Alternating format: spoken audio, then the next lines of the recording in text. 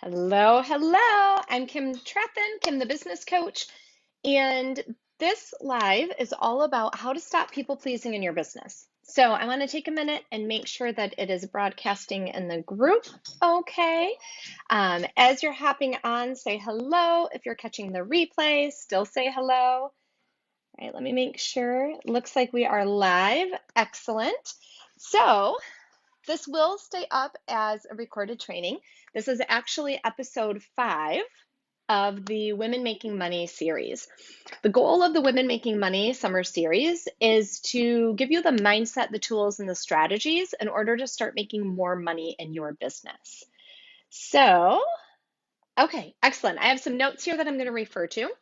And this is going to be a little bit more of a conversation, but I want you to have a pencil and paper ready because I am going to share some specific steps with you.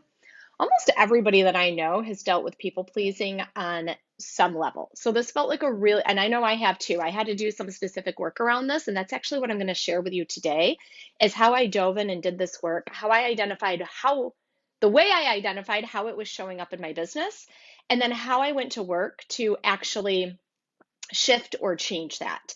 If you're new to the group, welcome. I am your hostess in the Ambitious Female Entrepreneur Society, and my number one goal with this free group is to help all of you scale your businesses faster.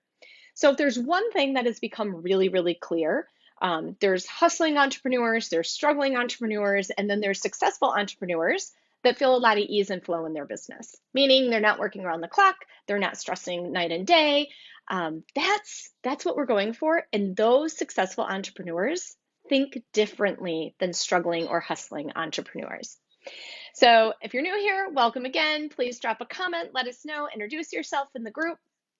Super fun space, and I'm super, super honored to have you join us or join in on this training. As I said, I have some notes here I'm going to be referring to. I see we have some people hopping on. So we are going to jump in how to stop people pleasing in your business. People pleasing shows and manifests in several different ways inside of your business. But ultimately, what it does is we might be telling ourselves that we're doing this to make it easier for other people. We're doing this to make them happier. We're doing this to maybe even make our business or our services more accessible to people. But what it ultimately does when you're people pleasing is it stunts your growth and it keeps you stuck in a certain place where you're at. And it makes it a lot harder to scale your business faster when you're people pleasing. It can also create a lot of anxiety inside of you because you're doing and saying things that you don't really want to be doing and saying. It's not really aligned with who you are as a person or what you want your business, the foundation you want to be building your business on. So it can lead to anxiety. It can lead to some unhappiness or even self-loathing. Like, why did I do that? Right? The overthinking. So the way that it shows up, I would call them more symptoms. Like people pleasing is the root problem, and we want to get down and figure out why exactly. Hi, Claire. Good to see you, hon. People pleasing is like the root cause, but we want to figure out what is the driving force behind that. And then there's all these different symptoms that it can create inside of your business. So if you saw the event, some of my posts, I listed them in there. I want to cover them with you right now. Sorry, I'm having there we go, technical difficulties over here. All right, so the way people pleasing can show up inside of your business, you may have one of these, all of these, some of these, or you may even have a different symptom. These are just some of the common ones that I've seen with a lot of my clients or I experienced myself in the past. So the way people pleasing can show up is if you are tempted to or try lowering your prices to make your services more affordable for other people. Okay, that doesn't actually do anybody any good. Okay, so trying to lower your prices so that people will work with you. Being afraid on the opposite end, but a similar symptom, is being afraid to raise your prices. So if you're thinking, oh, I'm charging, maybe you're a web designer and you're like, oh, I'm charging $1,200 right now. I really want to be charging $6,000, but I just don't dare do that. Right? There's a driving factor that's causing you not to raise your prices yet. And again, when I share these things, I'm assuming everybody has the knowledge base in their business to be charging the prices they want to charge. Okay, so when you're afraid to raise your prices, that can be a symptom of people pleasing. If you worry about showing up as your real self, you're worried what people will think, maybe about the way you look, the way you talk, the way you dress, the message that you want to share, right? The words that you actually want to speak. When you're worried about showing up as your real self, that can be a symptom of people pleasing. Um, oh, if you lower the bar on your goals because you're afraid of what other people will think about your goals. So let's say you really want to be a $500,000 entrepreneur, but you think that sounds so crazy to other people and they're going to tell you you're insane, that you tell them you just want to replace your corporate income.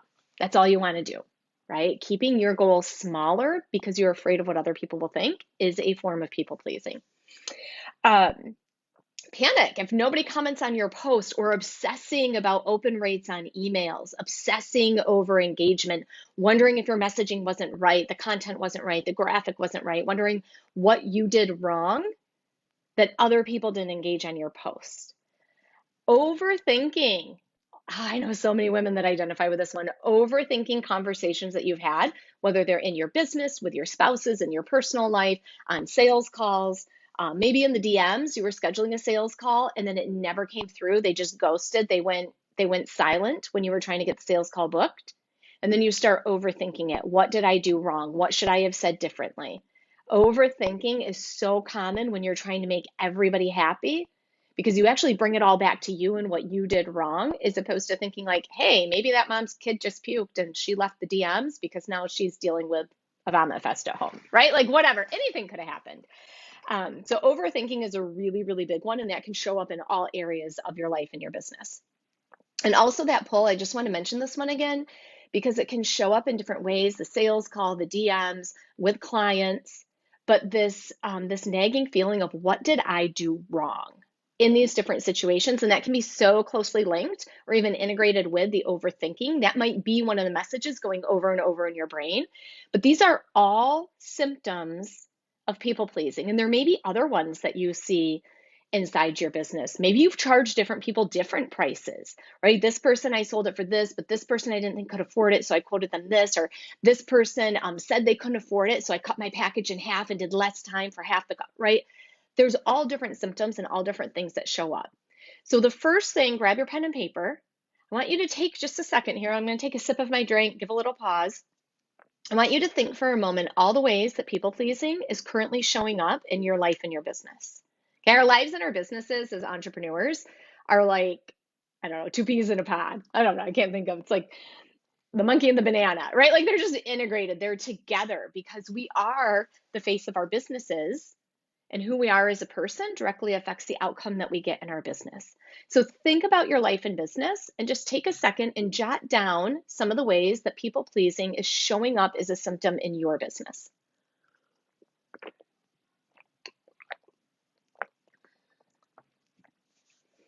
Okay, and you can continue this work, right? This training will be up, this conversation will stay up in the group as episode 5 of the Women Making Money summer series. So fun, right? Let's make as much money as we can with as much time available to us as we want.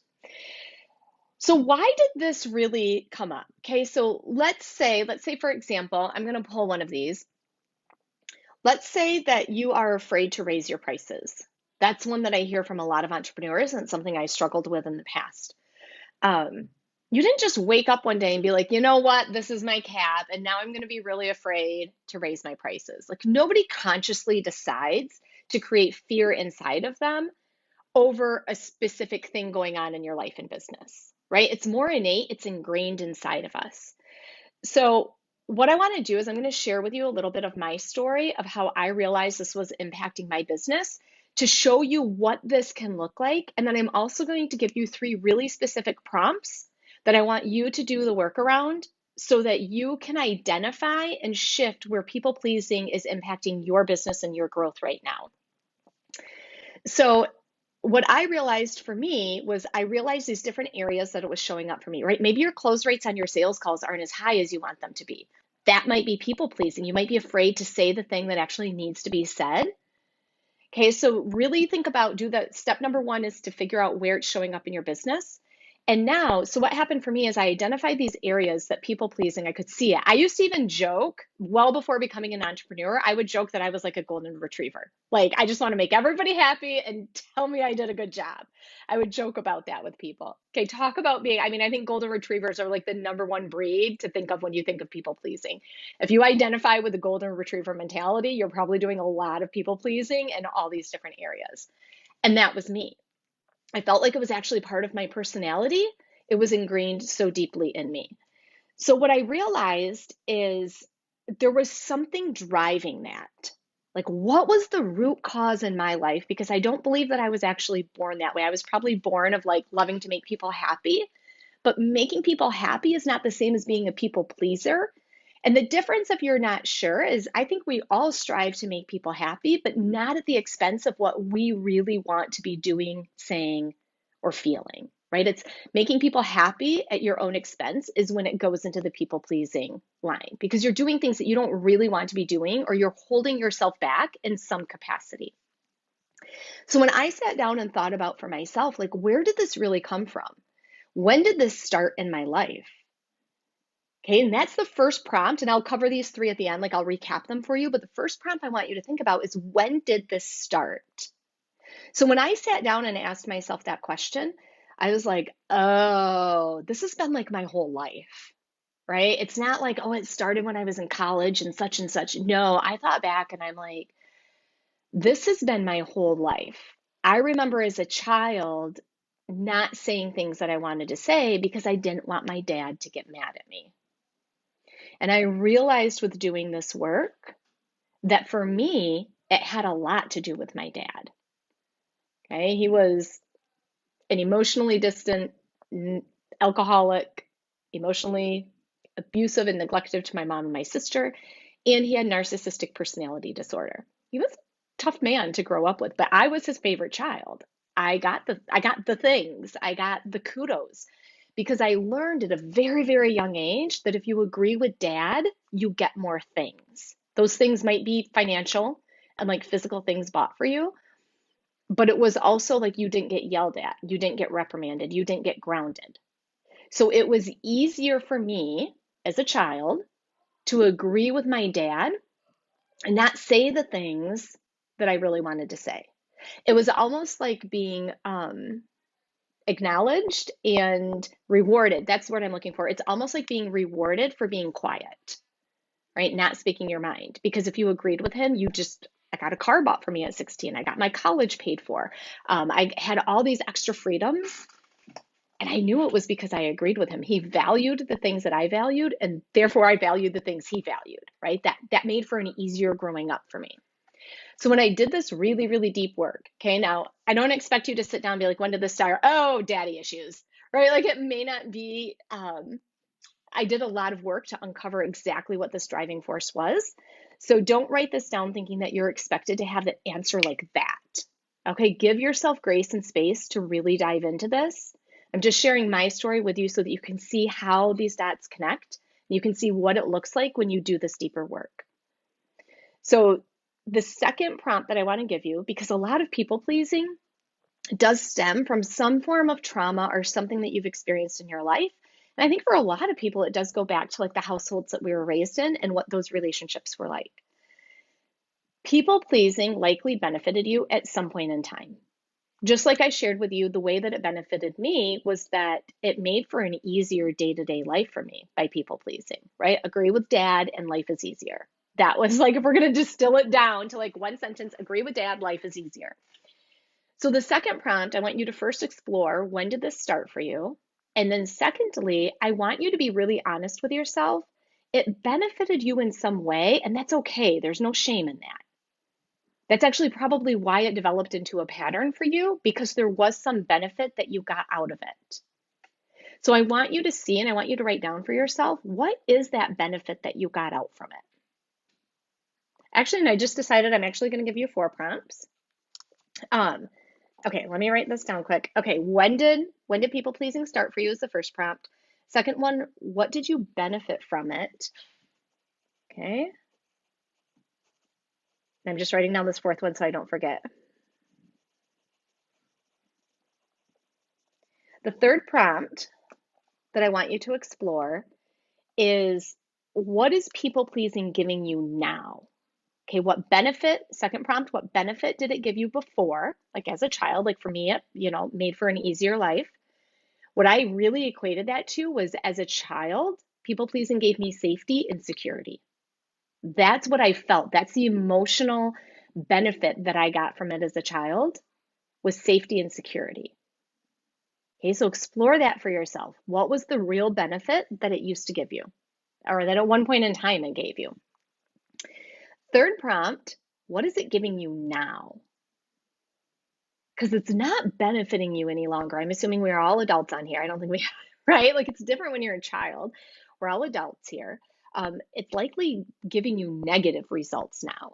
Okay, so the second prompt of, what positive result did it used to give you? And then third prompt is, what negative result is it giving you now?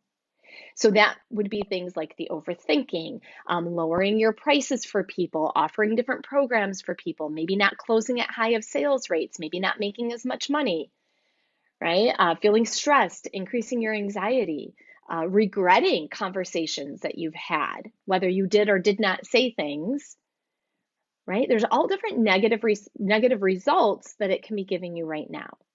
So explore that, because what we want to do is, it's really important for your brain to start to see, like, okay, this is why I do it, and it gave me this benefit before, but it's actually not serving me now. And here's the benefits, or here's the results. Sorry, they're not benefits. Here are the negative results that it's giving me now. Because the very first step is just being able to see how this is impacting you before and currently. Then the next step that I did, that's why I added a fourth step here. Okay, the fourth step is that positive result. Go back to step number 2, prompt number 2, that positive result that people pleasing gave you in your past. How can you create that for yourself now? So the work that I did when I sat down to do this, and I realized, like, oh, I can see I've been people pleasing my whole life. It started as a kid, because if I just agreed with dad, my life was easier and I got more things and I got rewarded and acknowledged for it. Right? What that ultimately gave me was a feeling of safety and security. So then I had to ask myself, how can I create a feeling of safety and security for myself in my life, in my business right now, without relying on people pleasing to try to give that to me? And it's really eye-opening when you start to explore how you can create that for yourself now. And I think that's a really, really important step to changing these behaviors that have been presenting, because right now it has probably felt, I know it has for me and some of my clients, it has felt a bit automated, because nobody wakes up and is like, you know what, I'm going to people please today. It's going to be amazing. I'm going to get all these great things from it. I'm going to do all these things and say all these things that I don't want to do and I don't believe, but it's going to be great. Right? Nobody wakes up and says that. Okay, so think about this. Do this deeper work, because when you explore these things is when you can make a real shift and transformation inside how you're running your business. This is the type of work that successful entrepreneurs are focused on, because it's not just about the strategy that you're implementing. Having a great strategy is awesome, but strategy and mindset is where you can really propel and escalate, skyrocket, explode your business growth.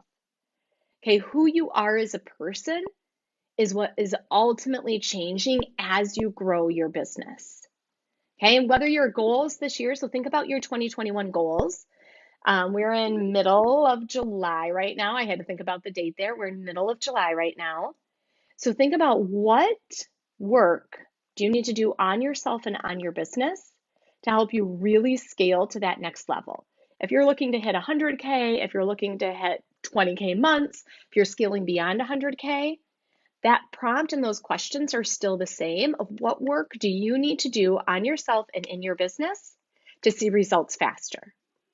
So this is exactly like my client, Kara. I loved it. We scaled her business from, we were working together earlier this year. And when we started working together, she was making like $2,000 a month.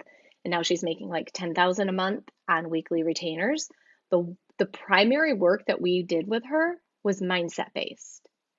And her lack of self-confidence as an entrepreneur was showing up in all these different areas, even down to when she'd meet like a parent at school and they'd say, what do you do? She'd say, oh, I'm just a stay-at-home mom, right? And stay-at-home moms are amazing. There's nothing wrong with being a stay-at-home mom, but that is a very different response than I'm the CEO of an agency, right? So all of this deeper work is so incredibly important and powerful. If you have not already gotten, go out to my website, kimthebusinesscoach.com, and download the freebie. I give you 32 ways that successful entrepreneurs think differently compared to struggling and hustling entrepreneurs. Okay, I think it's called Think Like a CEO.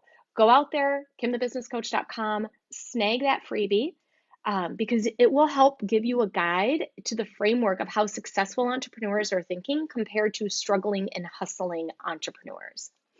In regards to the people pleasing, I'm going to very quickly recap the 4 steps for you. Number 1, I want you to identify when the people pleasing started in your life. Number 2, what positive result did it originally provide to you? Number 3, what negative result is it giving to you now? And number 4, going back to that positive result it used to give you, how can you create that sense for yourself? So with me, it was that sense of safety and security, right? I don't need to people please to feel safe and secure as myself. I can create that feeling now. Let me know in the comments if you have any questions about this. This training will stay up. You can watch it on replay. Let me know if you catch the replay. And this is just some of the work that I do with my clients. So if you are looking for assistance with figuring out exactly what's going on inside your brain with your business, if it's strategy related, you're looking for a new strategy. My background is in marketing and I focus on both mindset and strategy with my clients. They're so deeply integrated. You can hand somebody the greatest strategy in the world, and if their mindset is terrible, they can sabotage it, right? And you can have somebody with a really great mindset, but if they have zero strategy, it's going to be 10 times harder to grow their business. So if you are looking for some additional support to hit your goals faster this year, definitely reach out. You can comment with the word coaching below this free training or send me a DM, and I will share with you what it could look like if we coach together. And we just start with a free call. So it's super fun. We get some clarity around what's going on in your business right now compared to where you want to be. And we pinpoint exactly what needs to shift inside of your business to start hitting those goals. So we just start with that free clarity call. There's really no reason not to do it. The shifts are absolutely powerful, and the clarity that you get from knowing exactly where you need to focus is so important to your business growth. So that is it, ladies. Thank you for those of you that jumped on the live. If you're catching the replay, please let me know. Comment below this training. Let me know if you have any questions. And I look forward, if anybody is comfortable sharing inside the group when you have done this work and identified these shifts, I would love for you to share. You can do it right below this video in the comments. And just share with us what you discovered while diving in and doing this work. All right. Mwah. Have a wonderful day, everybody.